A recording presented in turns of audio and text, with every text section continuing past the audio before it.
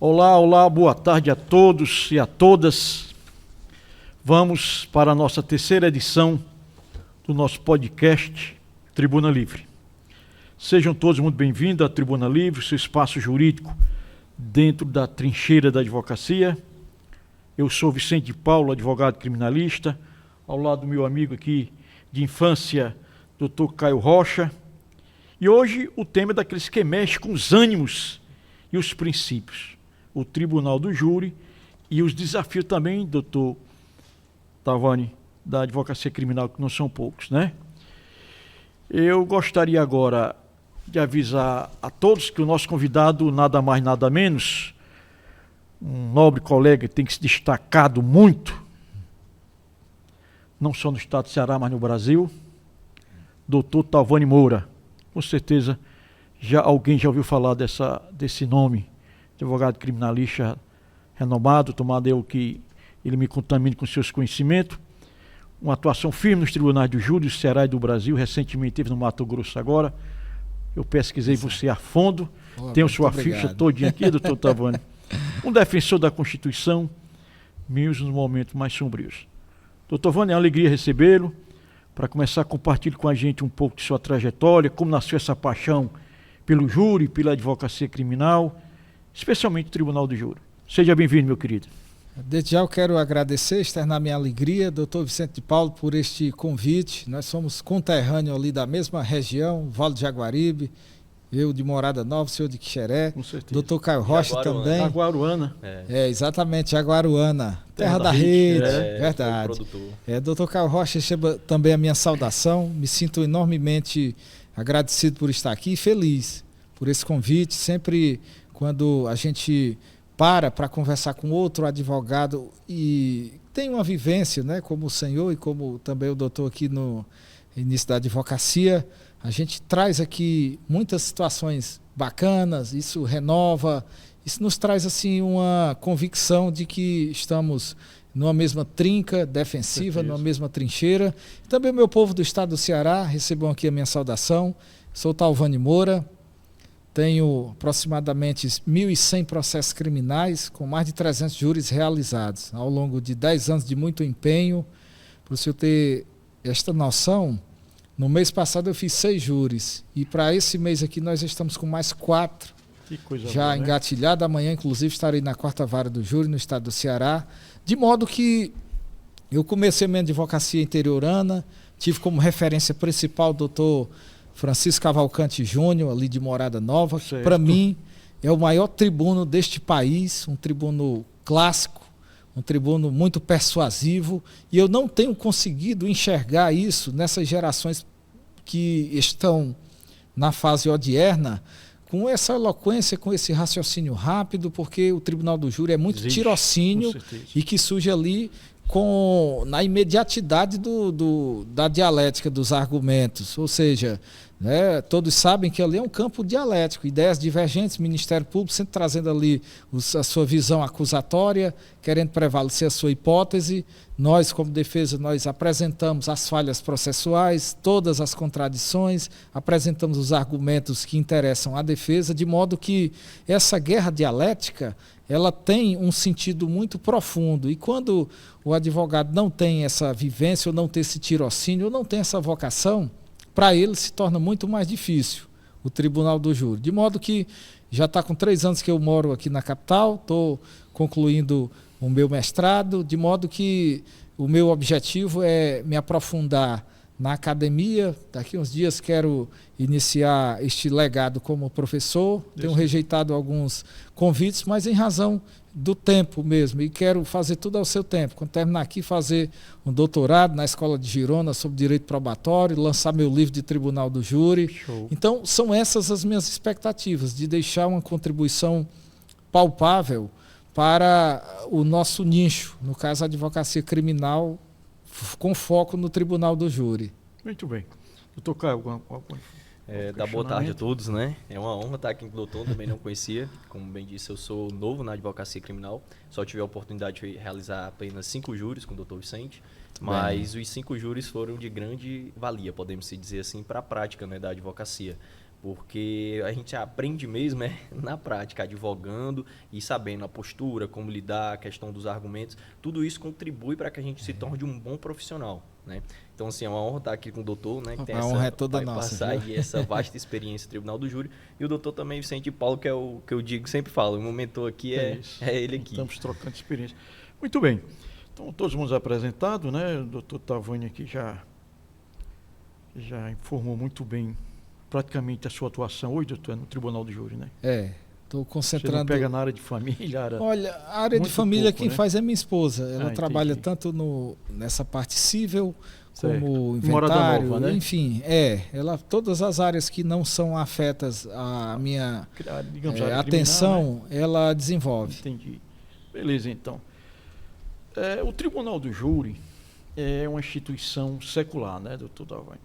Você sabe muito bem disso, que já vem desde há muito tempo, inclusive querendo até alguns experts, entre aspas, querer removê-lo, né, do nosso cotidiano, da nossa prática jurídica, achando que teve até um infeliz de um ministro supremo que é uma instituição ultrapassada.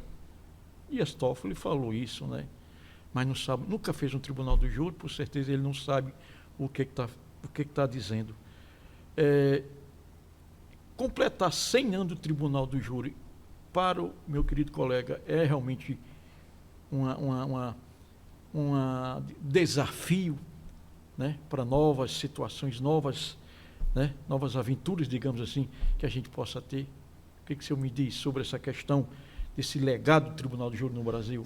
Olha, nós temos que verificar, certo? Em primeiro lugar, uma compreensão equivocada, certo? Por mais que ela tenha sido proferida por um ministro do Supremo Tribunal Federal, mas é um posicionamento equivocado, certo? Porque as vozes contrárias, desde 203 anos atrás, quando foi instituído o Tribunal do Júri no Brasil, em 1822, essa instituição, né? Império ainda, né? Exato, o Brasil Império instituiu o Tribunal do Júri para inicialmente julgar os crimes de imprensa e depois a competência foi sendo alterada ao longo do tempo, de modo que os crimes dolosos contra a vida hoje é julgado pelo Tribunal do Júri. E eu gostaria de dizer que essas vozes contrárias sempre existiram. Com certeza. Porque se você analisar, o ministro utilizou como base aquele argumento que foi utilizado pelo brilhante criminalista Evandro Lins e Silva, quando estava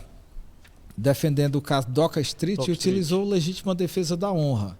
Ou seja, ele justificou todo o comportamento daquele... comportamento da ex-mulher dele, né? Exatamente. Ele trouxe à baila o comportamento vivido, o contexto predecessor de uma relação abusiva, de ambos os lados, tanto da parte dele, que sofria suas aflições, bem como da parte dela. Então era um relacionamento que tinha muitos conflitos, tormentoso, e ele conseguiu trazer com muito brilhantismo aqui essa tese e prevaleceu à época. Hoje, essa tese, o senhor como criminalista, doutor Caio também, que está... Né? Não existe mais, certo? É a mesma coisa de você querer fazer uma ligação com um telefone analógico daqueles que você faz a discagem através daquela rotação. Então, mas isso é muito preocupante. Isso já tem que acender todas as luzes vermelhas. Por quê? Porque nós temos uma composição hoje no Supremo Tribunal Federal que tem efetivamente assumido um papel com posturas equivocadas, interpretando a lei de uma forma até com um viés político, certo? E quando você mistura o judiciário com a política, você pode ter certeza que isso é muito prejudicial. E o que está acontecendo recentemente, né? Exatamente. E quando você traz isso para o campo do júri, querendo afetar essa instituição, limitando a plenitude de defesa, estamos a dizer que o Tribunal do Júri está sofrendo talvez um dos maiores ataques nesses 203 anos de história. Esse é o ponto relevante que eu gostaria de destacar neste primeiro momento. E um segundo ponto relevante é que, como tribuno que sou, com mais de 300 júris realizados em 10 estados do país, com culturas diferentes, que esse país tem uma dimensão continental. Sim. Já peguei júri de muita dificuldade no Rio de Janeiro, São Paulo, fiz Mato Grosso, como também já fiz no Maranhão, já fiz Minas Gerais, e daí a gente já fiz no Piauí, entendeu? Fiz no Rio Grande do Norte, aqui no Ceará é o local de maior predomínio da nossa atuação. Então, são locais em que você percebe a cultura sendo diferente, a condução um pouco diferente, por parte do comportamento dos magistrados se altera, dos promotores de justiça. Tem que ter um jogo de cintura muito grande. E quando a gente, com mais de 300 júris que já realizei, digo a você que é um dos tribunais mais justos do país. Certo? O Tribunal do Júri, composto por 7 jurados, certo? Que são juízes leigos, são pessoas que têm a mediandade do ser humano, ou seja, o homem médio julgando, ele tem noção do que é o certo, do que é o errado. Só precisa disso. Às vezes pode ser um jurado analfabeto, mas ele tem, às vezes, mais experiência do que o doutor criado num quarto de apartamento numa capital que não sabe o que é a vida. A verdade é essa. Então, esse homem de pouca letra, do ponto de vista formal, às vezes ele tem uma percepção de vida mais acurada do que o doutor criado em um espaço de 6 metros quadrados, num apartamento numa capital, que nunca interagiu, que nunca dialogou, que nunca soube o que é efetivamente o drama da vida humana. Não tem experiência de vida, muito né? Bem, exatamente. É interessante, né? O Evandro Liz e Silva, né? Tem até um vídeo dele lá e nós acompanhamos muito isso aí também. Ele dizia até que o júri é o salão do espaço perdido, né? Aí vem uma coisa interessante, né? Que o Tribunal do Júri, sempre digo, não é para todo mundo. Não é para todo mundo. Você pegar um caso de júri, ele requer um minucioso estudo, né? De preferência do começo da delegacia até o Tribunal do Júri. E vemos gente hoje, doutor Talvani, você pode até explicar alguma experiência de vida sua, que vai, porque acha que o Tribunal do Júri é uma vitrine para promoção social, promoção profissional, e acaba realmente se dando mal. Né? Eu já presenciei muito júri também. Eu acho que eu deve estar perto de uns 500, viu, doutor Talvani? Acredito. Uns 500 de júri, sou um pouquinho mais velho que você, mas muito júri também naquela região ali do Vale do Jaguari. E como é que o colega tem adotado essa questão do tribunal? Digamos assim, está muito ligado à investigação defensiva também, estudar o caso, né? Ver antes como é que... Né? A gente sabe que o MP só sabe acusar, muitas vezes, né? Que o nosso maior rival, em mais rivalidade que temos, é com o MP, né? Muitas vezes é com o MP, é eles que vão nos provocar. Recentemente vi agora... um júri sendo anulado pelo STJ porque produção totalmente errada da prova. O reconhecimento de pessoas agora, o CNJ publicou uma resolução, você chegou a conhecer, ver isso aí, sobre conhecimento de pessoa. Então, como é que o colega vê? Primeiro, júri é para todo mundo. Segundo, o Tribunal do Júri requer ou não requer a fundo pesquisa de dezenas, centenas de páginas? Olha, eu tenho percebido que o júri moderno, certo? Ele se assessorou de alguns elementos que outrora não havia à disposição. Falo isso especificamente em relação à tecnologia. Por exemplo, hoje eu gosto de trabalhar sobretudo com inteligência artificial. Sim. Todos os depoimentos que eu catalogo na audiência de instrução e julgamento são depoimentos de áudio e vídeo. Eu faço a degravação através de um aparelho, certo? Que eu escuto aquela instrução e faço a degravação em tempo real, com inteligência artificial, inclusive com a minutagem. E faço também a anotação de papel, porque gosto também desse tradicionalismo, então eu faço aqui essa mistura. Mas, via de regra, eu tenho o depoimento do inquérito policial, eu tenho o depoimento escrito do que foi produzido na audiência de instrução e julgamento e vou fazendo o confronto de tais informações. E afora isso, eu também, nessa vivência, eu também gosto de realizar, de produzir o que se chama de infografia, para que eu não possa mais perder tempo pedir o servidor para abrir lá o áudio e o vídeo no minuto tal. Não, eu já levo logo pronto, numa espécie de slide, e aqui pego aqui a minha... Ganha tempo, né? Exatamente. Pego aqui o meu passador e já vou, olha, a prova tal, e vou discutindo isso e mostrando aos jurados como é que essa prova, antes de que eu possa entrar na argumentação violenta, na argumentação massiva. E quando falo de argumentação massiva, estou a dizer que o júri, em que pese ter uma cultura clássica em que as pessoas utilizavam mais o argumento como sendo a sua principal ferramenta, certo? Nós temos a tecnologia, mas essa tecnologia, se ela estiver divorciada ainda do principal elemento, que é a nossa voz, ela tem pouca valia. Estou querendo dizer o quê? Que o tribuno ele tem que completar a sua atuação utilizando a tecnologia com o que nós temos de melhor, que é a nossa voz. Então, se você conseguir conciliar a voz poderosa do tribuno com um pouco de tecnologia, pode ter certeza que você vai conseguir elevar muito. E tem um porém. Eu vou realizar um júri agora em Minas Gerais, que uma das exigências que eu fiz ao cliente é a animação 3D. Então, com base nos relatos dos autos, a gente passou esse caso para uma equipe técnica e lá nós vamos fazer a reprodução. Legal. Os jurados, ele vai ter a oportunidade de, através de uma animação, né, 3D, verificar e saber como foi a dinâmica do fato, para que ele tenha a compreensão real do que aconteceu naquele tempo pretérito. O preparo, quer alguma pergunta, doutor? Não. O preparo do tribuno, você acha que é só a voz? Aqui, rapaz, o preparo é complexo. Por exemplo, se você analisar, eu fiz um investimento muito bom em livros. Se você pegar desde os livros clássicos, ali que nasce no Código Penal comentado por Nelson Hungria, a nova geração sabe o que é isso. Até o Código de Processo Penal hoje comentado por Gustavo Henrique Badaroca, professor titular da USP de Processo Penal, pós-doutor. Tem livro do júri, né? Tem. Exatamente. Para mim, hoje é a maior referência em termos de escrita. Ele, Auri Lopes e outros. Né? Para quem faz tribunal do júri, não pode deixar de ler Mongenor Bonfim. Com certeza. Mongenor Bonfim, aliás, procurador, né? Aliás, com todo respeito, eu tenho muita cautela com o livro de promotor, sabe? A gente tem que ter mas até que os promotores, ele... na tribuna é uma coisa, mas quando escreve muitas vezes é outra, né? Mas é isso mesmo.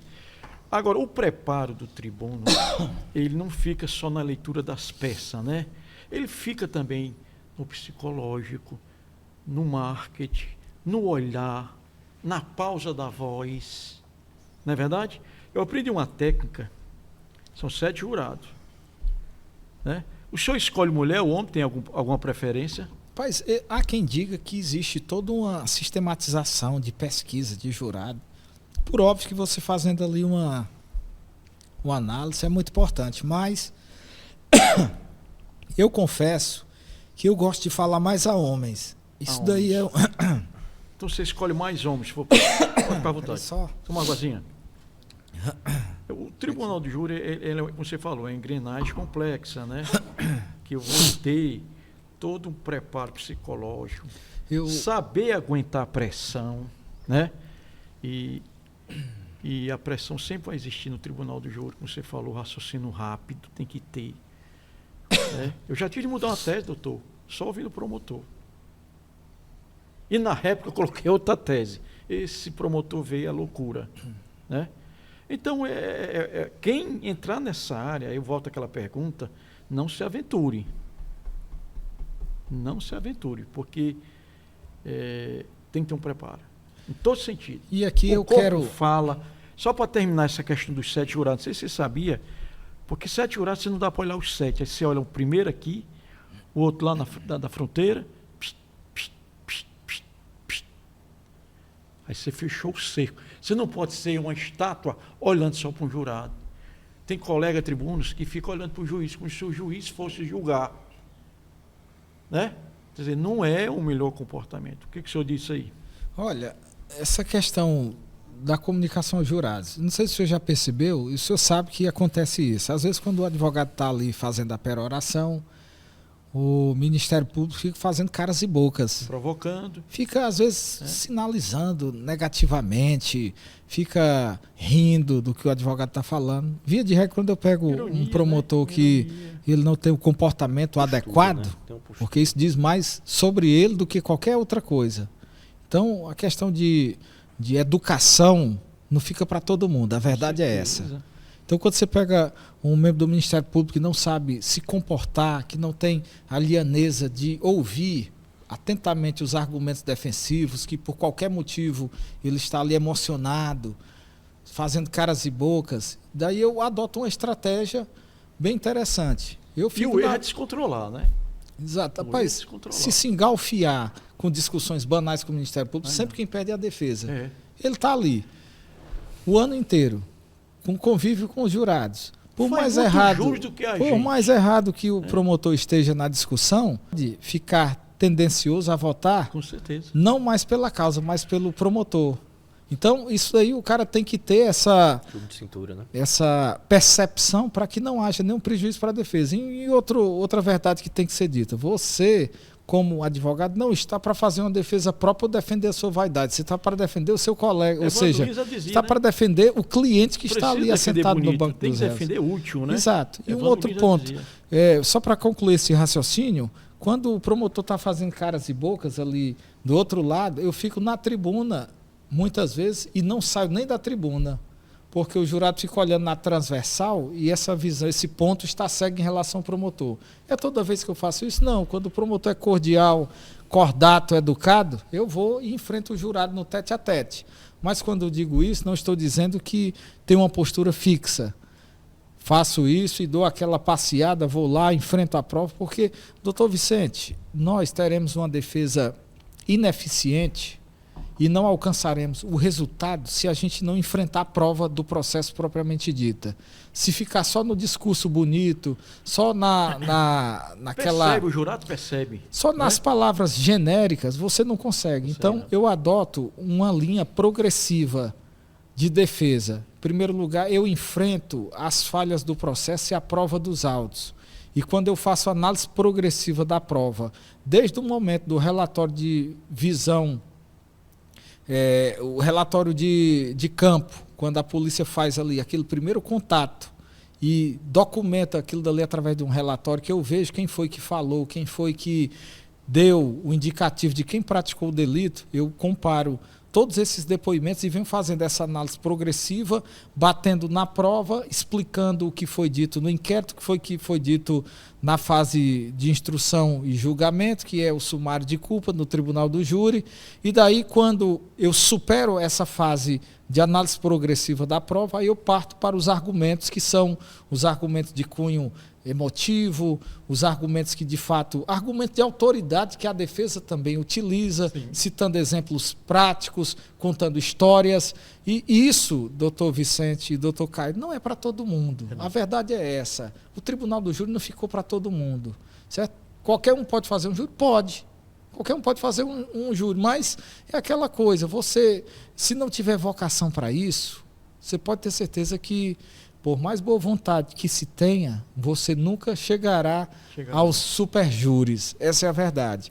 Talvez possa até alguém dizer: doutor, o senhor está com um discurso excludente? Não, porque às vezes você dizer certas verdades nos dias de hoje, você é visto como uma pessoa que pratica um discurso de excludente. Não é nada disso. Eu estou falando, os superjúris está num patamar que só alcançarão quem efetivamente tem vocação e, mais do que isso, muita disposição para estudar.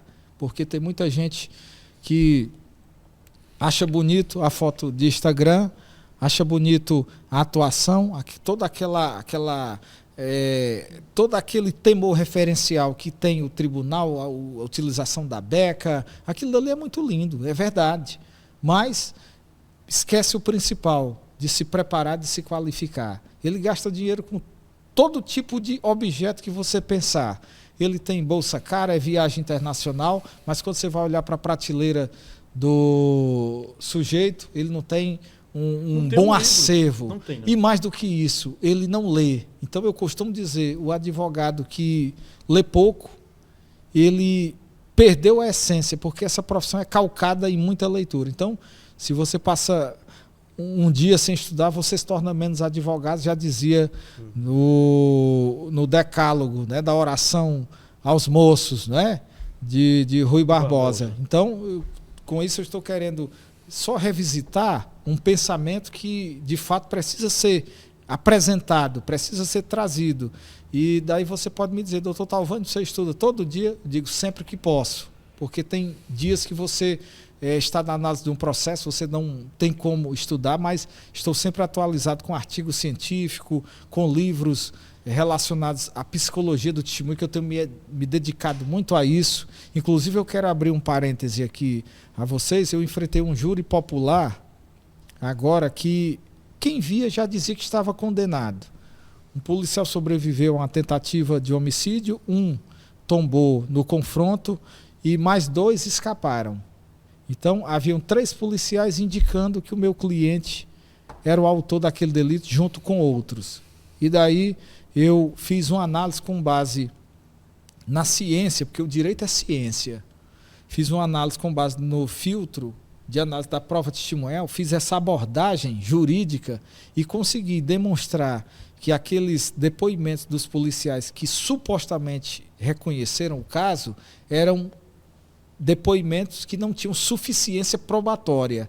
Dito de outro modo, aqueles depoimentos, pelo grau de incoerência que tinham, pelo grau de contradições, não serviria, não alcança um padrão de suficiência apto a condenar ninguém. De modo que, enfrentando todos esses depoimentos, eu apresentei a tese de negativa de autoria e essa tese prevaleceu e conseguimos uma grande vitória de 4-3 no tribunal do júri com base nessa argumentação científica. Mas, doutor Vicente, você pode até questionar, doutor Caio também, mas é todo mundo que faz essa abordagem? Eu digo a você, se não for fruto de muita leitura, de muita reflexão, de pensamento massivo, analisando a psicologia do testemunho, fazendo uma interdisciplinariedade com o direito, você não consegue alcançar essa percepção. Doutor Talvânio, você aprendeu tudo isso com o quê? Em primeiro lugar, vivendo. Em segundo lugar, participando de congresso.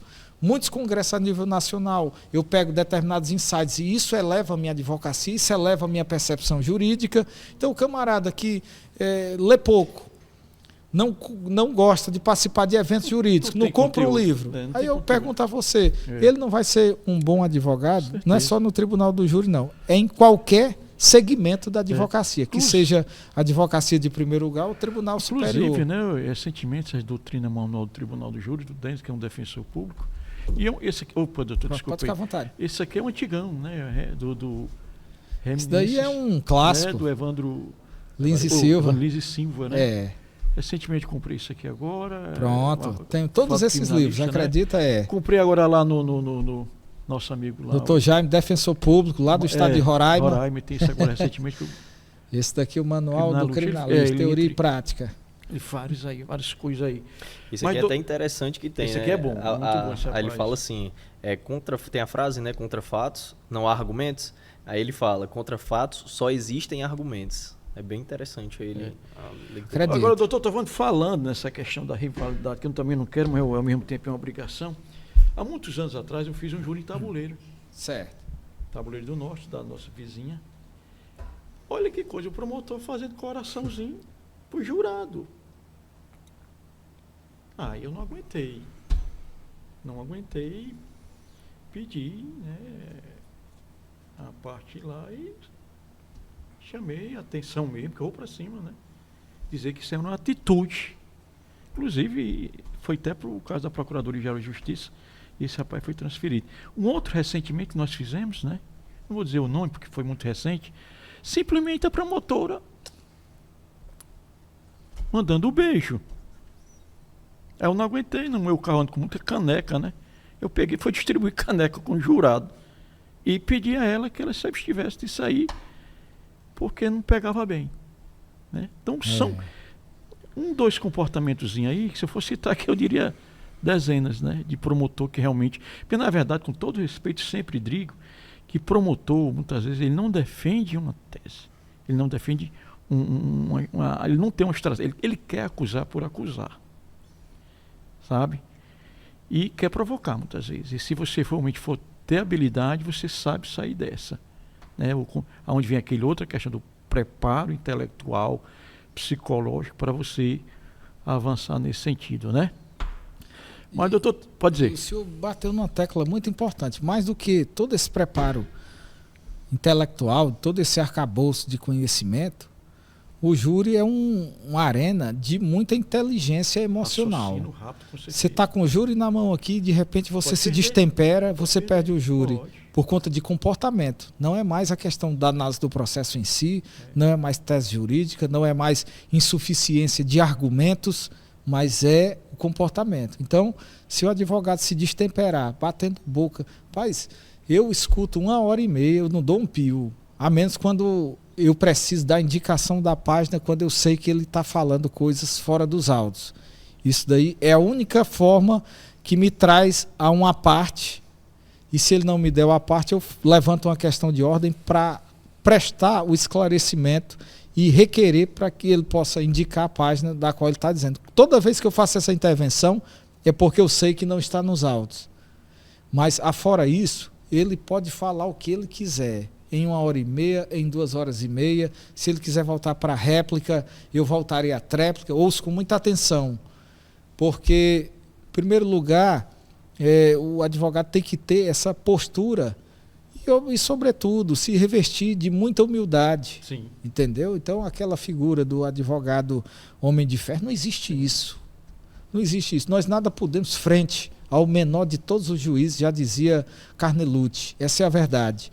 E você manter o tribunal do júri um ambiente mais palatável, porque é um tribunal de lágrimas, é um ambiente de muita comoção, é um ambiente carregado do ponto de vista negativo, porque nós estamos lidando com uma liberdade que foi tolhida e destroçada, nós estamos lidando com a vida que foi ceifada, com duas famílias que estão arrasadas. Então não é um local agradável, mas para que a gente possa tornar o tribunal do júri mais palatável, é importante manter pelo menos essa questão de respeito, de urbanidade. É toda vez que você vai conseguir, isso não.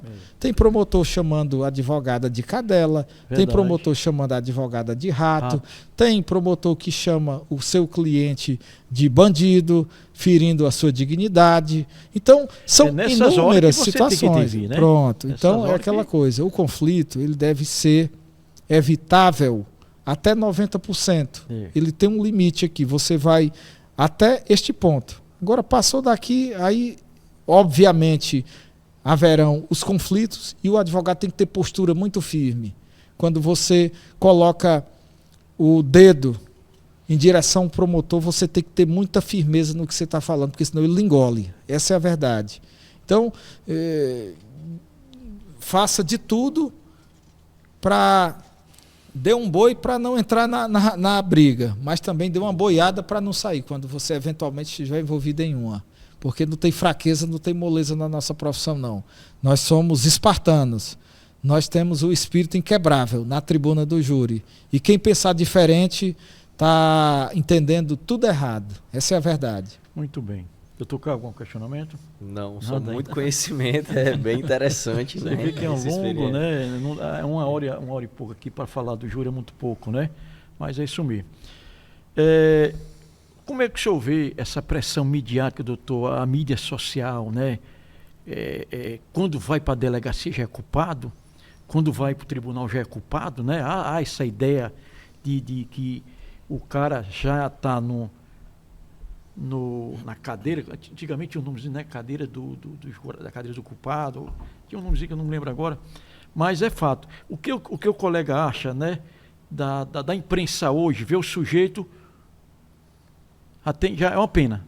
E você reverter isso, né? Olha, a mídia, certo? Ela tem realmente... Ela atrapalha muito no tribunal do júri. Por quê? Porque as narrativas são enviesadas pró-Ministério Público. Sempre. Eu absolvi esse caso que falei, certo? Do cliente que foi acusado de ter matado um policial e ter tentado contra a vida de 3, com essa argumentação científica que eu utilizei. Eu provei que ele não estava no local do crime. Essa é a verdade. e o Conselho de Sentença sabiamente reconheceu e absolveu. Sabe como foi que saiu a notícia na mídia no outro dia? Imagino. Fulano de tal, que vou preservar o nome dele, foi absolvido pelo júri popular da comarca tal, porque eles entenderam que ele não tinha intenção de matar. É um absurdo. Já desvirtuaram é um totalmente. Absurdo. E quantos casos de mídia você pega que a notícia já chega pronta com o resultado condenatório, o Tribunal da Internet massacra aquele que tem a maior garantia constitucional, que é a presunção de inocência. Se você me perguntar, doutor Tavani, se eu gosto de aparecer à mídia, eu fujo da mídia. Apareço para dar uma entrevista pontual quando efetivamente eu entendo que é oportuna e cabível para o caso, mas eu gosto de correr de microfone. Agora, uma entrevista quando se traz, vamos comentar aqui uma alteração de uma lei. Essas daí eu gosto de fazer porque a gente traz uma contribuição para a sociedade, mas para falar de caso especificamente, só se for uma coisa que efetivamente tenha muita relevância e necessidade. E vou citar como exemplo um caso em que eu peguei que tudo leva a crer que foi o meu cliente, mas ele nada tem a ver com a história. Aí, diante disso, eu próprio fiz um vídeo com ele explicando já às pessoas que de fato ele não tinha nada a ver com aquele caso. E daí você, numa situação excepcionalíssima como essa, eu tive que me adiantar nos debates para que aquela avalanche de opiniões contrárias e indutivas, as ilações e os boatos não se revista aqui de uma verdade, ela não se torne uma verdade inquestionável, uma verdade imutável. Então, nesses casos aí, eu gosto de ir trazer o contraponto, mas, via de regra, tem inúmeros casos. Se eu mostrar aqui o meu celular, você vai ver jornalistas chamando para comentar um caso de repercussão que eu estou envolvido e eu fujo. E apareço quando efetivamente é necessário para esclarecer um ponto que interessa à defesa. Muito bem. Essa história, doutor, do lado errado, né? O senhor já foi vítima de ataques por familiares, por exercer a defesa. Como é que lida com essa prática aí? O maior ataque que nós sofremos são os haters, né, na internet, porque tem. Então, o advogado criminalista, ele é persona non grata e nós temos que ter essa compreensão do ponto de vista social. A sociedade não cheira bem o advogado criminalista. Não, de forma alguma. No entanto, nós temos a clareza dos propósitos de vida, a compreensão de que a nossa profissão é uma profissão nobrilíssima. Quantos e quantos inocentes não são apontados todo dia pelo Estado através de uma ação penal como sendo um possível, né, condenado, e nós vamos lá, resgatamos a dignidade daquela pessoa e conseguimos restabelecer o estado de inocência daquele que eventualmente senta no banco dos réus. Então, eu entendo e tenho muito orgulho dessa profissão, profissão nobrilíssima. Então, por mais que as pessoas critiquem, mas só sabe o valor e o peso de um advogado criminalista quando aquele oficial de justiça chega na casa do sujeito e ali o chama para assinar uma citação para responder à acusação em 10 dias. Aí você vê o valor de um advogado criminalista. Então, para uns pode ser até visto como um demônio, mas para outros é o anjo da guarda. Aliás, aquele grande estudioso, jurista, não sei se é o Aníbal Bruno, acho que é Aníbal Bruno, ele diz o seguinte: olha, contra o advogado tem tudo. Começa logo na delegacia. O delegado é contra você, muitas vezes. Aí vai para a justiça, o promotor nem se fala, e muitas vezes o juiz, e para completar a sociedade. Né? Então, entra nesse aspecto da solidão, né? Da solidão do advogado criminalista. E realmente a gente percebe que muitas vezes nós somos enojados, até que quando começa a clarar, né, a peroração do advogado ali, o detalhe do processo, aí muda a visão, né? Mas até lá eles olham um escanteio para você. Todo mundo odeia o advogado criminalista, até precisar dele. Com certeza. Até no dia que você precisa, inclusive tem um caso dentro de casa, né? Minha prima, ela falava que era advogado de bandido. E aí eu, né? Não é assim, não é bem assim que funciona e tudo mais. Aí teve uma vez que ela recebeu uma intimação que foi por engano A polícia mandou, porque era o mesmo nome e o sobrenome. Homônimo. Homônimo. E quando mandou, ela pensou que era com ela, né? Que ela é dentista. E aí, quando ela recebeu, ela... Caio, pelo amor de Deus. Aquele desespero todo, né? Que não é comum. A pessoa normal recebeu intimação à polícia civil. Então, aí ela foi e pediu ajuda e tudo mais. Não, tranquilo, expliquei a situação. Mas o advogado, ele é enojado, podemos dizer assim. Exato. Inclusive, viu, eu trago até um adendo à fala de Vossas Excelências, que o advogado, ele é a pior lembrança do seu próprio cliente. Imagine você ter defendido uma pessoa que passou o maior drama de sua vida, por mais que você o absolva, ou você em algum momento consiga resgatar a liberdade dele, ele não quer mais, nunca mais olhar nem na sua cara, essa é a verdade. Eu tenho 1.100 processos criminais catalogados, e eu digo a você, quando chega no dia 24 de dezembro a 1º de janeiro, na virada do ano, eu conto nos dedos os que ainda mandam uma mensagem e agradece pela gentileza e pelo grande feito, né, do resgate da vida. Existem os que sempre lembram, existem. Mas eu digo a você que talvez você não conta 10 que tenham essa recordação para chegar e agradecer. Então, é uma função que de fato a gente tem que entender e aceitar que é uma vocação, é uma missão solitária, certo? Nós estamos sempre sendo julgados, né? As pessoas lançam as suas iras, o discurso de ódio no advogado criminalista. Aí de vez em quando eu vejo previdenciarista sendo preso, vejo advogado de trabalho dando tapa em cara de colega advogado, vejo tributarista também no epicentro de algumas grandes operações, e daí a turma quer pechar o advogado criminalista como se este advogado de bandido é bandido também. E o médico que opera o bandido é o quê? E o contador que eventualmente faz uma contabilidade para um bandido, ele é o quê? Do ponto de vista lícito. Então, a gente tem que separar esses preconceitos e saber que ter a tranquilidade de que a gente tem uma nobre missão e que essa missão ela busca efetivamente a preservação do estado de inocência daqueles que eventualmente sentam no banco dos réus. Muito bem. Doutor Tavani, o colega também é membro de várias associações, não é isso? Me parece que é membro da ANACRIM, do nosso querido amigo Alexandre Bastos. E não sei se é membro também da Abracrim, né? Também. E tem a Criesse, que é a presidente Ana Paula, né? São as principais aí, digamos. E a OAB? Como é a relação do colega em relação à OAB? Você acha que a OAB desempenha, doutor, um papel de suporte, de resguardo ao advogado que está ali no júri? É o seguinte, eu tenho muitas reservas em tocar nesses assuntos institucionais, mas eu digo, particularmente, a minha experiência, sempre eu fui muito acolhido pela OAB, certo? Eu não sei os demais colegas, mas sempre quando eu procuro, quando eu ligo para o Valdir Xavier, ele já sabe que é problema. Então, sempre me socorro do Valdir Xavier. É conselheiro federal, né? Tem outra pessoa que eu também tenho uma gratidão muito grande, o Dr. Richardson, do Limoeiro do Norte. Sempre as minhas maiores batalhas institucionais local, foi com ele. Sempre quando eu provoco, eu recebo um acolhimento massivo. Certo? Se você me perguntar, a OAB deveria ter participação ativa em outras situações?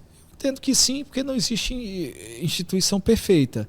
Mas eu digo a você, nós evoluímos muito aqui no estado do Ceará, do ponto de vista de interiorizar a OAB. Você vê que os fóruns faz gosto, você onde chega tem uma boa sala com uma boa impressora, você tem ali sempre um presidente de uma subseção que é muito atencioso com você, você precisa fazer uma videoconferência, você tem todo o material à disposição, a OAB tem destinado curso de especialização gratuito, tem feito conferências, tem feito seminários, tem feito palestras, criado comissões temáticas de estudo. Nós temos aqui na OAB, aqui de Fortaleza, um co-work bacana. Nós temos toda uma assistência e temos uma das melhores casas do advogado do país. A OAB do estado do Ceará hoje é referência nacional. Então, eu digo a você que, do ponto de vista institucional, certo? Existem situações que a OAB deveria se posicionar com maior contundência. Eu entendo que sim, mas eu digo a você que na defesa individual, toda vez que eu precisei, sempre os conselheiros chegaram junto, diante das minhas demandas. Eu nunca fui rejeitado, por assim dizer, entendeu? Então, eu acho que é uma questão mais de provocação. Se o advogado provoca, agora, aquele advogado que está levando um bilhete criminoso para um presídio, entendeu? De repente ele cai, como já caiu o advogado, tentando colocar celular para dentro do presídio, querendo colocar droga. Então, às vezes a gente tem que ter uma coerência, no sentido de, cadê a OAB? Ora, cadê a OAB, meu amigo? Se você, como representar a OAB, ela é uma instituição que ela é composta por cada um de nós. Tem cara que reclama lá, mas ele nunca participou efetivamente de uma comissão temática. Então, como é que ele pode cobrar de uma instituição que ele não se posiciona, que ele não participa, que ele não se integra, entendeu? Eu tenho as minhas reservas em relação à crítica da instituição, porque nós somos a instituição, entendeu? Criticar a si mesmo, né? Mas tem situações que precisam de uma maior? Tem, mas enfim. O senhor falou a questão até de dilema ético aí, né? Ético e moral. O advogado tem que ter esses valores éticos, né? No seu comportamento, entendeu? Eu me lembro demais, meu irmão trabalhava na Brahma e ele estava bebendo um dia uma Antártica, ó, acredita? Você imagine, pois alguém passou lá e viu bebendo uma Antártica e a Brahma chamou ele a atenção, né? Por exemplo, tinha um irmão que era funcionário do Banco do Brasil e eles diziam lá dentro, olha, a cultura organizacional aqui é uma coisa aqui dentro e lá fora também, viu? O seu comportamento diz muito aqui de dentro também, né? Então, o que é advocacia? Não, minha vida é privada. Não é assim, cara. Se o Instagram seu está com muita rodeada de amigos, de uísque, eu acho que não combina bem. É uma opinião particular minha. Por quê? Porque você tem que ter um comportamento, né, razoavelmente exemplar, principalmente quem é advogado. Aliás, de um modo geral. Eu fui seminarista, né, eu tenho esse comportamento meio conservador, desde a questão da psicologia do vestir, né, do falar, enfim. Mas é isso mesmo, cada um faz o que quer. Mas essa postura é importante, eu estou falando, eu acho que é importante como você se comporta perante a sociedade. Mas a imagem, você leva aqui décadas para construir uma boa imagem e leva segundos para destruir ela. Você falou tudo. Certo? Eu sou muito adepto de que nós temos que cumprir algumas formalidades. Não estou satisfeito com isso, então pronto, você muda de profissão e vai ser outra coisa. Mas eu quero ver dessa maneira. Pronto, beleza, mas você não consegue chegar ao topo. Isso é uma realidade, porque existem os arquetipos que traduzem autoridade. Mas eu não concordo. Então pronto, fique no seu canto isolado sem concordar, e quem traduz, quem consegue formular um arquetipo e construir uma imagem de autoridade, ele está anos-luz de diferença daquele que usa a camisa de meia e se declara como advogado de startup. Então, você vai ser julgado pela roupa que você veste? Vai, o tempo inteiro. Você acha que eu não percebo quando eu bato o olho num advogado que está usando um terno com tecido Oxford e quando eu olho e vejo que ele está usando um terno de lã fria? Tem diferença. Uma gravata de poliéster para uma gravata de seda. Então, isso vai definir se ele é melhor ou pior? Obviamente que não, mas você ter um bom cartão de visita é fundamental. É fundamental. Eu não concordo. Continue não concordando e avalie se você tem os resultados de quem efetivamente segue os protocolos. Então é um conjunto de coisas. É só seguir os protocolos que vai dar certo? Não. Meu amigo, é um conjunto de fatores. É multifatorial. É estudo, é empenho, é trabalho efetivo, é dedicação, é ética, é comportamento, é construção de imagem, é arquetipo. É uma série de demandas que efetivamente vai trazer. Não existe um comportamento isolado. São vários comportamentos que elevam ao sucesso. Quando você chega a esse patamar aí de um certo conhecimento, você tem que zelar até pelo que você faz e por onde anda. Você vê recentemente, nós tivemos colegas aí que foram ceifados suas vidas, não sei qual o motivo, mas faltou cautela, faltou uma melhor observação, né? Porque o cliente não é nosso amigo. Não é pensar que o cliente é nosso amigo, né? Ele acabou de falar. Quantos clientes você defendeu e poucos vão ligar? acabou, você saiu dali, já era. Não é verdade? Quando você via por aí, talvez fale até contigo, mas o doutor tem cautela nesse sentido, doutor? Muito. De honorários, pegar honorário, pegar essa coisa toda? Em primeiro lugar, a minha tratativa ela é muito clara, certo? Eu sou frio do ponto de vista de gerar uma expectativa e gosto das coisas tudo no contrato. Porque no dia que ele tiver dúvida, ele vai lá, olha, naquele dia nós tratamos sobre isso, assim, assim, assado. Não prometo resultado, certo? Agora, dentro do campo do possível, eu dou um parecer jurídico, olha, nossas possibilidades são essas. Mas se nada der certo, vai acontecer isso. Então, dentro do possível, nós vamos trabalhar nesta linha. A nossa expectativa é chegar e sair vitorioso. A expectativa é semelhante... Prometer é perigoso. A expectativa é semelhante a um deslocamento. Eu estou saindo de Fortaleza para minha cidade de morada nova, eu posso sofrer algum acidente ou por qualquer motivo não chegar lá. Então a minha expectativa é sair vitorioso desse processo.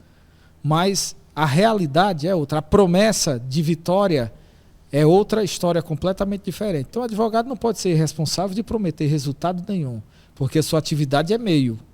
Ele não tem controle ou domínio sobre o resultado, ou seja, ele não pode prometer. Então, aquela advocacia que diz, eu vou te soltar com quanto tempo, com tanto tempo, com 30 dias, tem cara que diz isso, vou te soltar com 30 dias, me dê tanto. Aquela advocacia, porque eu sou amigo do juiz, do promotor, do delegado, não existe isso, nunca existiu, a verdade é essa. Então, quem chegar com promessa, com mentiras doces, para colher ali, para captar o cliente, pode ter certeza que aquele cliente um dia se volta contra aquele que prometeu aquela promessa que não tem cabimento do campo real. Então, contra o mentiroso. Eu digo assim, entendeu? Então, ninguém pode aqui tratar de advocacia criminal, que é o segmento mais sensível do direito, é o ramo mais sensível, o mais arriscado, com brincadeira. Então, quem age dessa maneira... Em primeiro lugar, ele faça um bom plano funerário, de assistência funerária, porque a qualquer momento ele pode ser alvo. Até trabalhando com a ética, você pode virar alvo da covardia, da maldade. Imagine trabalhando de maneira errada, prometendo que não pode cumprir. É muito grave, né? Além de uma afronta ao profissional. Aqui no estado do Ceará está muito perigoso. Eu já vi colegas advogados que receberam ameaças para não participar como advogado de júri de algumas pessoas porque o rival dessa pessoa não queria que naturalmente ele tivesse uma boa assistência jurídica. Um colega me ligou assustado. Disseram que eu ia arrancar a cabeça da minha sogra se eu fosse o advogado de fulano de tal num júri tal. E ele ainda disse assim para mim, você quer? Eu disse, homem, pelo amor de Deus, bote para a Defensoria Pública, você está ficando doido? Não vá pagar para ver não, meu amigo, que você... Entendeu? Então, eu aprendi isso com Paulo Quezado e digo, sempre foi uma das maiores lições que o mestre Paulo Quezado me ensinou. Correr faz parte da briga. Então, tem momentos que você não pode... Esse eu vou anotar. Esse caso que eu falei aqui, né, lá do promotor tinha dado um tiro... Eu tinha o começo de uma hérnia, eu preguei, sabe, sair desse negócio aqui o mais rápido possível. Os antecedentes do cara não era muito bom, e disse, para você sair desse caso e sair, né? Doutor Talvani, você tem também dado muita palestra em faculdade, né? Em semanas de direito, né? Como é que o colega vê, pelo menos assim, avalia, né? Uma visão dos estudantes de direito hoje, que eu vejo a grande maioria, quando eu me formei na UFC, tinha livraria, o Gabriel, você chegou a conhecer o Gabriel? Você lembra do Gabriel? Não, né? Foi da sua época? Não. Foi não. O Gabriel era um livreiro. Certo. Né? Hoje nós temos, naquela época só tinha Unifor Federal. E eu assisti muito júri, não sei se você se lembra do fórum antigamente de Fortaleza, você sabe onde era? Sei, onde era? Praça do Ferreira, né? Mas eu não acompanhei. Não, Praça mais um pouquinho. Não, mais na frente. Em frente à catedral. Certo. Não, eu confesso que não é do meu tempo, não. Eu estou dizendo que eu sou mais velho que você, né? Mas vamos em frente. Aí eu me lembro que eu ia muito participar de sessão do júri ali naquele fórum antigo, né?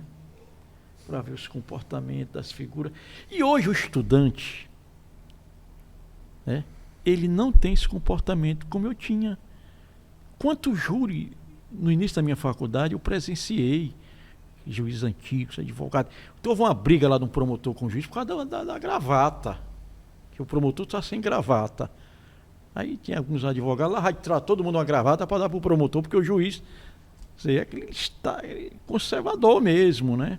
E mudou muito a advocacia. Se mudou comigo, mas com o Paulo Quezado, esses modelando, e, enfim. Então, como é que o doutor vê, doutor, esse novo estudante? Ele tem que melhorar muito ou está bom do jeito que está aí, para uma futura preparação para o júri? Nós temos aqui que analisar um panorama antes de chegar a uma conclusão. Por exemplo, nós temos muitas e muitas faculdades hoje. Então, há uma disseminação do conhecimento jurídico muito grande.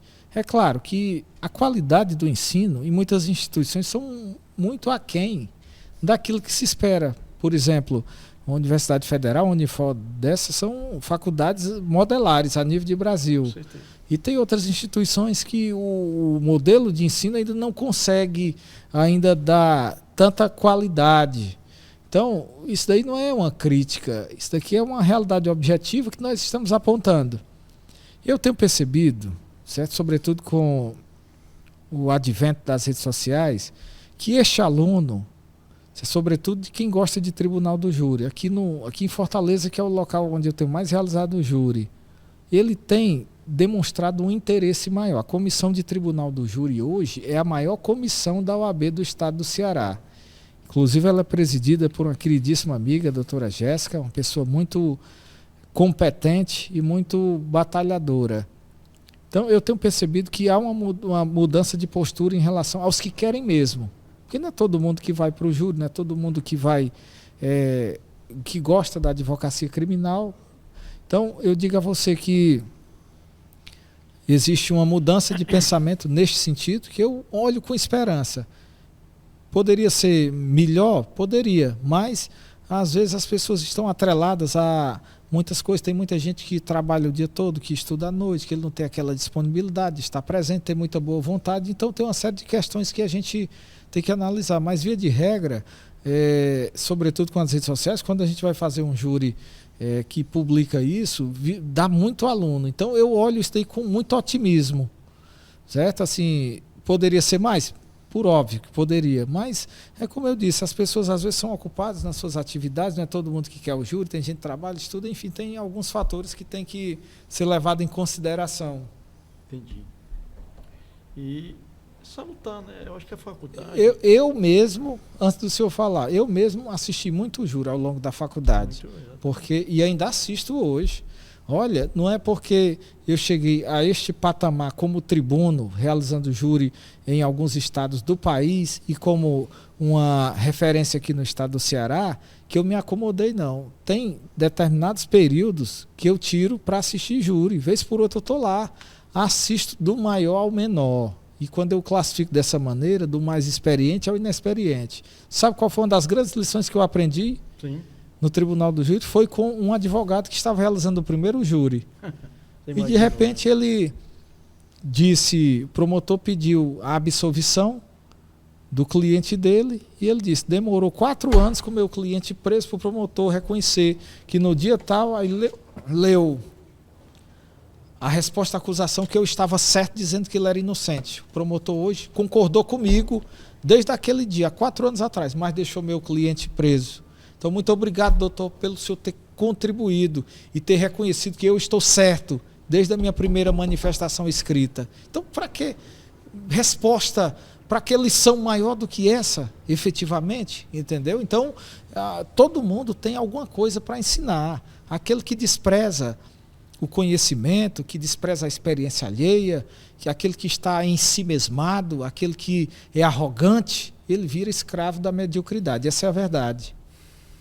Muito bem. Doutor Wagner, estamos se aproximando já do final, são 5h14, passa rápido, né? Rápido demais. Passa rápido, a gente conversa um pouquinho ali, um pouquinho acolá, porque A advocacia é diferente de promotor e de juiz, porque nós somos uma advocacia dinâmica, né? Hoje você está aqui, amanhã está acolá, tá, né? Então não é aquela coisa presa ali, né? Eu sempre falo que o promotor, ele só sabe fazer uma coisa, é acusar. E nós temos o quê? O contraditório, a ampla defesa. Isso. Você pode arrolar, né? Desde a questão psicológica, a questão financeira. Então nós temos muito, né? Argumentos, por assim dizer, para fazer a defesa de nossos clientes. Sabendo explorar, você vai se dar bem. Eu gostaria que o colega me dissesse quais as características, e se possível comente algumas, que um advogado do tribunal do júri deve andar com ele, com essas características. As características basilares, em primeiro lugar, seja sempre uma pessoa humilde, porque a humildade, não existe porta que não se abra ou não se... o portão que não se erga diante da humildade, que isso é até um princípio basilar ensinado pelo nosso Senhor Jesus Cristo. Os humildes, eles herdarão. Aliás, a lógica dele é totalmente diferente. Exatamente. Os outros serão chamados. Exato. Então, o mundo pertence para os humildes, no meu ponto de vista. Então, é muito bom você saber tratar as pessoas com educação, com gentileza. Então, o advogado ele tem que ter essa humildade. A arrogância precede a queda. Certo? Quer ver, quando você vê uma pessoa muito arrogante, eu já sei que o tombo vai ser grande no futuro. E outra coisa, o advogado ele tem que ser sempre um eterno estudante, essa é a verdade. Nós estamos condenados a estudar sempre. No dia que nós pararmos e perdermos essa grande característica de ser um advogado estudioso, a gente se enterra do ponto de vista intelectual, e quando faltar o intelecto, você não consegue mudar de nível. Certo? Você pode deixar um direito, não quero mais estudar, sou preguiçoso por N motivo, não tenho tempo, pronto, beleza. Mas saiba que você só consegue ir até ali. Agora, quiser crescer, evoluir, escalando, é o intelecto, é a maturidade, é a prática, aí você chega no topo, se você tiver essa compreensão. Não veja. É de uma hora para outra, né? Não exato. É de uma hora pra outra, Doutor Vicente, aqui para nós, tem coisa mais bonita no mundo que você ver um bom tribuno fazendo uma peroração? É um dos momentos maiores e de mais alegria que eu tenho, é quando eu estou diante de um grande orador, quando eu paro para ouvir o Paulo Quezado, quando eu paro para ouvir o Leandro Vaz, quando eu paro para ouvir o Valdir Xavier, quando eu paro para ouvir o Hernando Shoa, quando eu escuto o Ciro Gomes, quando eu escuto o Luiz Roberto Barroso. Então, são pessoas que para mim são referência no campo da oratória. Então, quando você consegue perceber isso, claro que eu me inspiro neles. Doutor, talvez tenho muita gente, inclusive meu mestre, que eu citei nesse momento, o predecessor da nossa conversa, doutor Cavalcante Júnior, me inspira em todos eles. Nova, né? E se você perguntar, você quer ser melhor do que eles? Isso é o que eu busco, ser sempre, pelo menos me aproximar dos meus mestres, das minhas referências, e eu sei que com este pensamento, isso tem me ajudado muito, eu tenho crescido de maneira exponencial. Fazendo uma carreira, né? Os bons exemplos, eles nos elevam, essa é a verdade. E chega, né? E chega, porque vão difundindo, né, o comentário outra coisa que eu acho salutar, reconhecer o valor das pessoas. Sim, sim. Tem muito advogado que acha que ele é o tal, que ele é o pica das galáxias, desculpe o termo, e daí ele não reconhece. As pessoas que estão começando, as pessoas merecem toda a atenção. E quando eu falei da questão de terno, respeite o seu tempo, entendeu? Exato. Se você tem condições de usar hoje um terno mais humilde, respeite o seu tempo. Vai acontecer na sua vida, entendeu? Mudar, é progressivo. Eu, quando comecei o mundo do direito, eu já fui entregador de água mineral em bicicleta cargueira, entregador de gás de cozinha, trabalhei em comércio, naquelas supercargas horárias, trabalhei em padaria, trabalhei tirando xerox, passei num concurso público para ser motorista do SAI, daí fui fazer a faculdade, estudava o dia inteiro, lá em Quixadá, saí de Morada Nova, 80 km de ida, 80 km de volta, sem dinheiro, liso, mais do que Mussu ensaboado, a verdade é essa. Às vezes não tinha dinheiro nem para comprar a merenda. O Mussu já é liso, imagina ensaboado. Exatamente. Mas é bom, você cresceu, né? Aí, graças a Deus, passei de primeira na OAB, nunca estagiei um dia para ninguém, queria ter estagiado, porque... Você estagiou em algum escritório? Não, nunca estagiei, porque não tinha tempo, essa é a verdade, mas queria ter estagiado. Esse menino aqui, com todo respeito, aqui está desde o primeiro dia da faculdade com a gente. Isso é coisa muito boa, pai. Parabéns, viu? Você teve um grande privilégio, essa é a verdade. A gente aprende todo dia, sempre falo com essa turma. Né, se eu tivesse tido a oportunidade de ter estagiado como um advogado da sua envergadura, pode ter certeza que... A gente aprende muito, né? Verdade.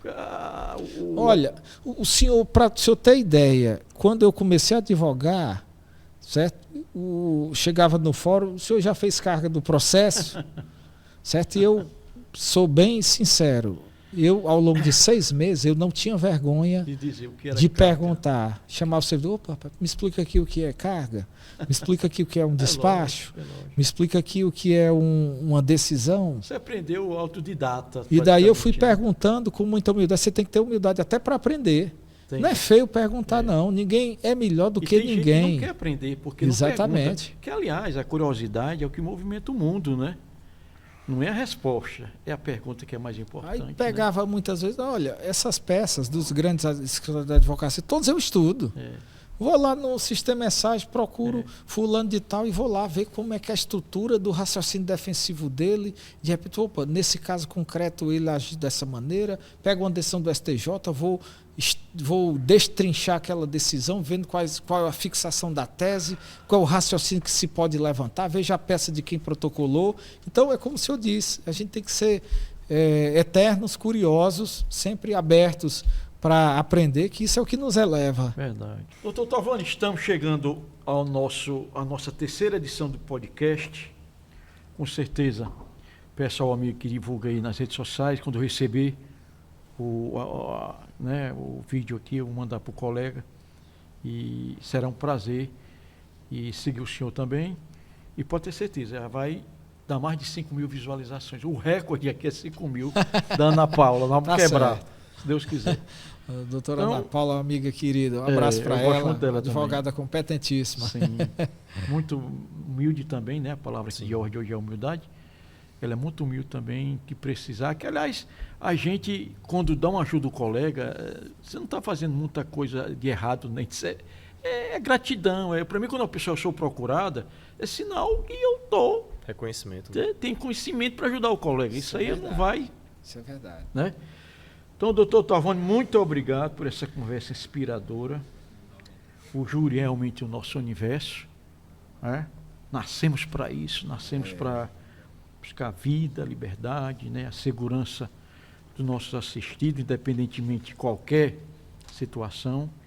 E agradeço ao colega, agradeço ao doutor Caio e passo a palavra final ao doutor Caio e eu peço ao colega a mensagem de finalização da nossa terceira edição. Mais uma vez é uma honra estar aqui com o doutor Talvani, né, doutor Vicente Paulo.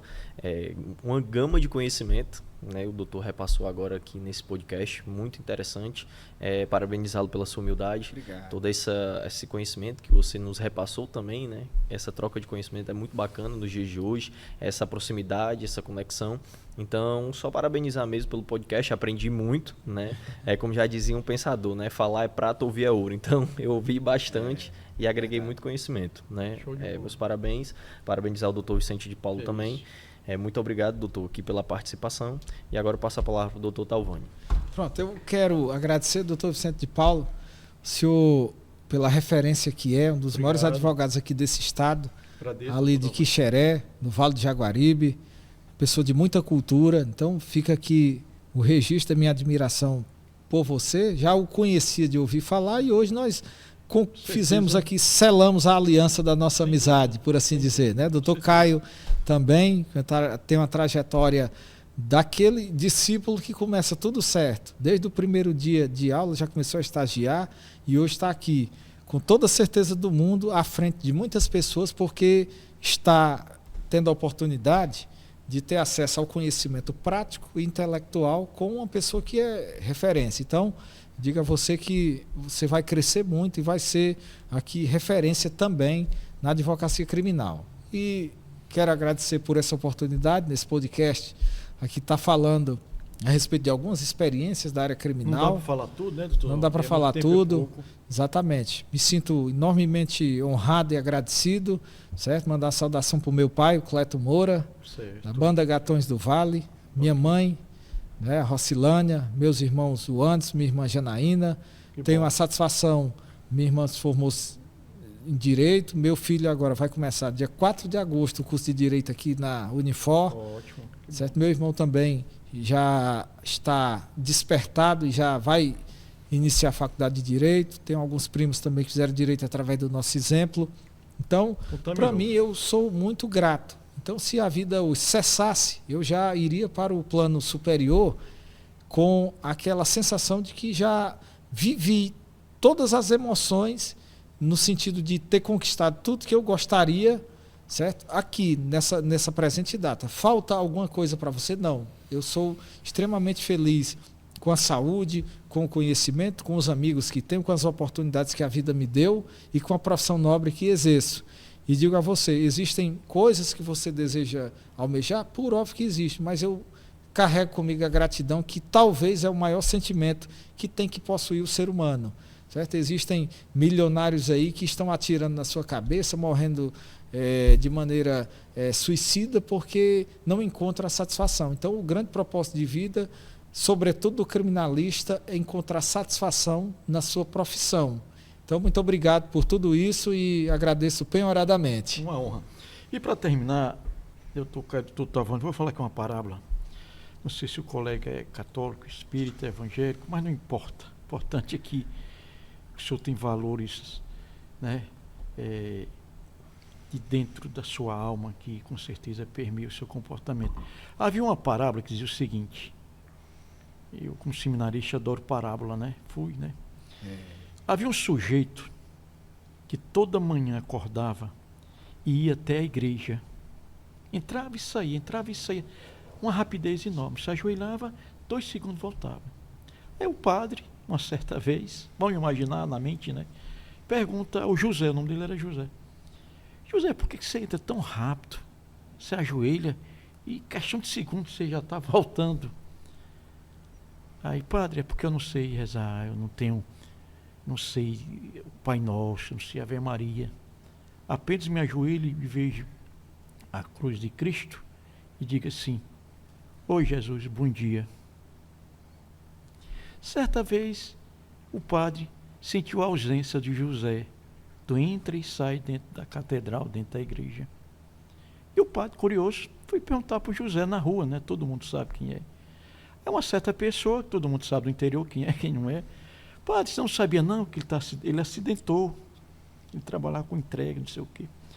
Ele está no hospital. O padre, ato contínuo, foi até o hospital. Aí chegou a enfermeira. Primeiro tem um rapaz que chamado José, ele foi acidentado. Tem, padre. Mas eu queria dizer uma coisa ao senhor. Pensa um homem feliz, um homem que esbarrota alegria, felicidade, sempre faz as enfermeiras rir aqui. Vou falar com ele. Pode falar lá. O José está lá quando viu o padre, né? E foi alegria ter visto o padre. E o padre perguntou a José, por que você não tem nada, você trabalha com entrega e volta e tal. É não, José, porque padre, porque toda manhã vem um anjo em forma de Cristo e me dizer para mim, oi José, bom dia. E essa pessoa a cabeça dele era Jesus Cristo. Então, não precisa eu ter conteúdo de orar, essa coisa toda, mas ter a fé, que nós advogados temos que ter fé. É verdade. Temos que ter fé para ser esse José que diz somente, oi Jesus, bom dia, que ele realmente penetre na vida da gente. Forte abraço, uma alegria inenarrável, doutor Tavante, estar com você aqui, meu parceiro de luto. Caio tem um detalhe, Caio, se você pedir X, ele te dá 2X. Acredito. Entendeu? Então, um menino muito bom, tenho orgulho de conhecer o Caio, né?